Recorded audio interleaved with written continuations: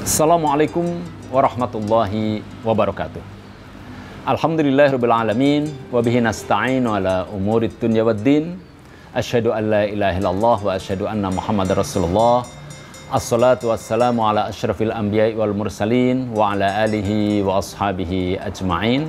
Amma ba'du.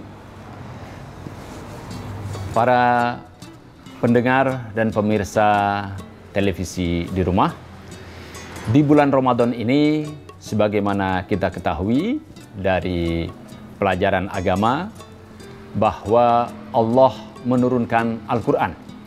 Dalam Al-Quran juga disebutkan, Syahrul Ramadan alladzi unzila fihi al-Quran hudal linnas wa bayyinatin minal huda wal furqan.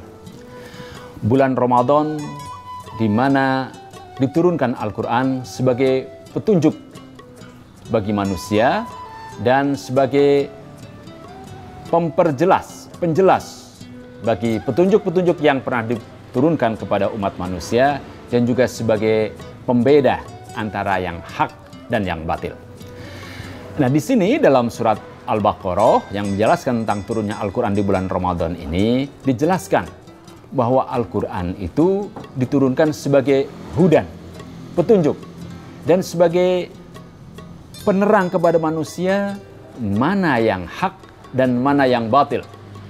Karena jika tidak diterangkan kepada manusia, maka manusia akan memandang yang batil itu sebagai yang hak dan juga yang hak sebagai yang batil. Jadi akan terjadi kekacauan. Disinilah pentingnya etika moral langsung dituntun oleh Allah lewat wahyunya, yaitu Al-Quran. Akan tetapi, para pemirsa di rumah, umat Islam dalam memandang Al-Quran atau mengapresiasi Al-Quran, dalam memperlakukan Al-Quran, seringkali tidak menjadikan Al-Quran ini sebagai petunjuk, melainkan ada hal-hal lain dalam mereka memperlakukan Al-Quran. Kalau bisa saya pilah, umat Islam ini ada yang memperlakukan Al-Quran, mengapresiasi Al-Quran secara spiritual. Jadi Al-Quran ini dibaca untuk mendekatkan diri kepada Allah. Ini sesuatu hal yang sangat positif. Banyak orang yang tidak faham bacaan Al-Quran, namun setiap kali dia mendengar Al-Quran dibacakan, dia hatinya kemudian terhanyut dengan bacaan itu, merasa terharu, meneteskan air mata, dan kemudian tergerak untuk berbuat kebaikan. Ini adalah sebuah apresiasi spiritual yang luar biasa. Ada orang membaca Al-Quran, tiba-tiba dia teringat tetangganya yang ada anak yatim di situ. Padahal surat yang dia baca dari Al-Quran itu tidak bicara tentang anak yatim. Namun betapa Al-Quran itu menyentuh hatinya dan mengarahkan sang pembaca ini untuk berbuat kebaikan. Inilah apresiasi spiritual yang sangat tinggi. Jadi Al-Quran bisa menjadikan keimanan seorang itu bertambah ketika mendengar ada Al-Quran dibacakan, walaupun itu lewat kaset, lewat compact disc, ataupun lewat YouTube. Kemudian kita ingat, bahwa kita belum sholat umpamanya. Atau tiba-tiba kita terdorong untuk sholat duha, untuk sholat sunnah, untuk sholat tatawu, dan lain sebagainya. Ini adalah apresiasi spiritual. Kemudian yang kedua adalah apresiasi intelektual. Nah, inilah yang diharapkan agar kita yang membaca Al-Quran itu betul-betul memahami kandungan isi Al-Quran. Paling tidak, karena kita orang Indonesia yang tidak memahami bahasa Arab, maka kita paling tidak membaca terjemahan dari Al-Quran itu, sehingga kita mendapatkan pesan Allah. Apa yang Allah sampaikan lewat Al-Quran ini kepada umat manusia. Dan dengan demikian maka kita mengetahui bahwa di dalam Al-Quran itu banyak cerita-cerita, kisah-kisah yang semuanya itu merupakan peringatan dari Allah bahwa jika kamu, wahai umat manusia, berbuat kebaikan, maka kelak akan mendapatkan kebahagiaan.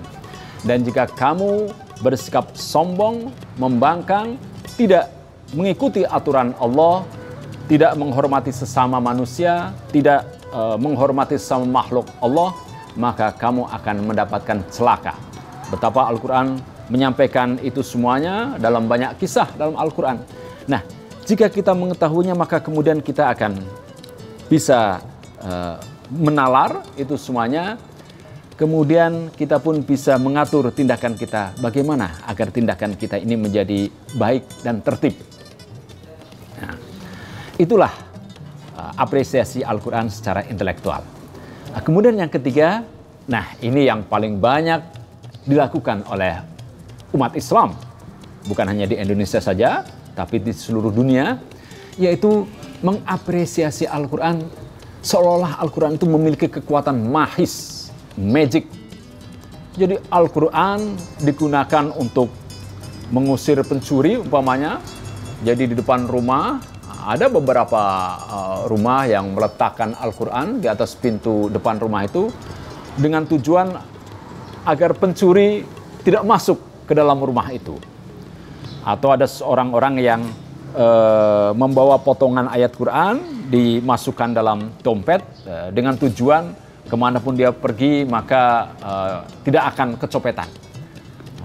Atau ada juga orang yang membaca surat Maryam umpamanya agar anaknya itu cantik. Ini bagi orang yang istrinya sedang hamil, dibacakan surat Yusuf agar nanti anaknya itu jadi tampan.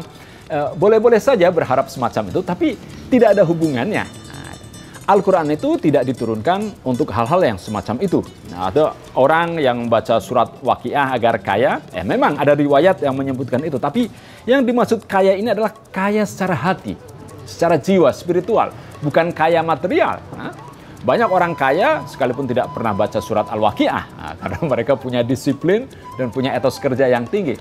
Jadi sesungguhnya umat Islam ini banyak terjebak pada apresiasi Al-Quran secara mahis ini, seolah Al-Quran ini memiliki kekuatan mahis untuk mengusir setan dan lain sebagainya. Nah, ini sesuatu yang keliru karena Al-Quran diturunkan tidak untuk itu.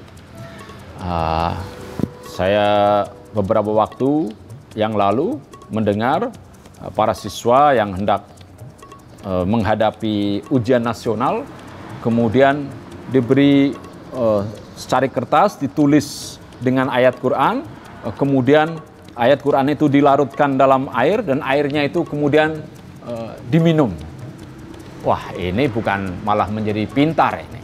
Nah, anak semacam ini malah bisa-bisa sakit. Ya.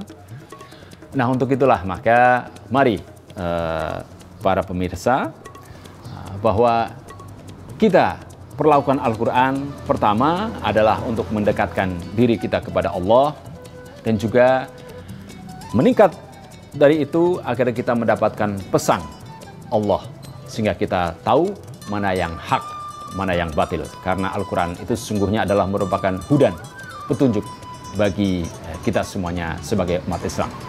Demikian kultum pada kali ini dan mudah-mudahan bermanfaat. Billahi taufiq wal hidayah. Wassalamualaikum warahmatullahi wabarakatuh.